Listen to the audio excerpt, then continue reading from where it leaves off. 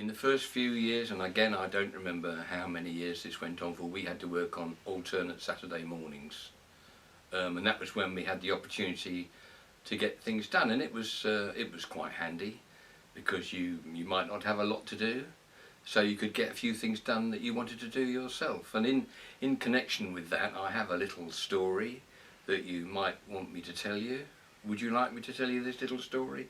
This is a little story. I came in one Saturday morning, whether it was a Saturday morning that we had to come in, or whether I'd come in anyway because I wanted to do some work in the darkroom, I don't know. But at that time I was working for Neil Brown, and we were working in the insectarium.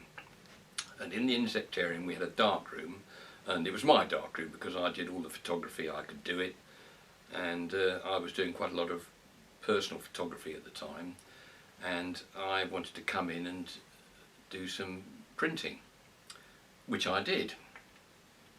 However, I was horrified to find on my desk a note from my boss Neil Brown telling me that the lab was an absolute shambles. There were no buffers made up, there were no pipettes pulled or plugged and sterilised, and all sorts of other things that he didn't like very much.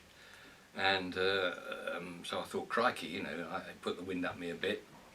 So I abandoned the photography, and I spent the morning getting everything done. The lab was tip-top. And that was the end of that. And on the Monday morning, nothing was said and everything was fine, and we just got on with the work. And a few weeks later, I was round at Neil Brown's house for supper with him and his wife and my then girlfriend, and Neil was chatting my girlfriend up, and I was washing up with Neil's wife in the kitchen.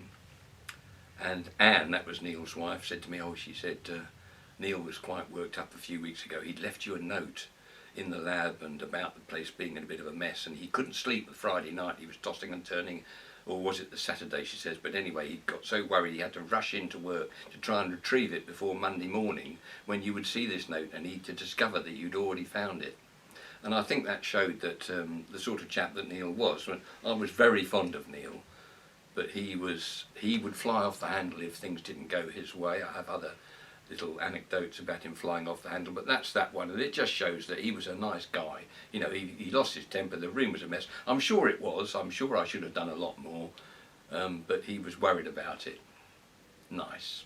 You've got to remember that I left chemotherapy in 1965 and went into electronics, and though Neil was still at the Institute for many, many years, and so was I, of course, I didn't have a lot of contact with Neil. I came across him from time to time, so I don't know much about that. Yeah. I do know that the covered way between the Institute and the animal buildings was Neil Brown's contribution. He was chairman of the JNCC at the time, on the I think it must have been on the management side, and he was quite keen on unions and things like that.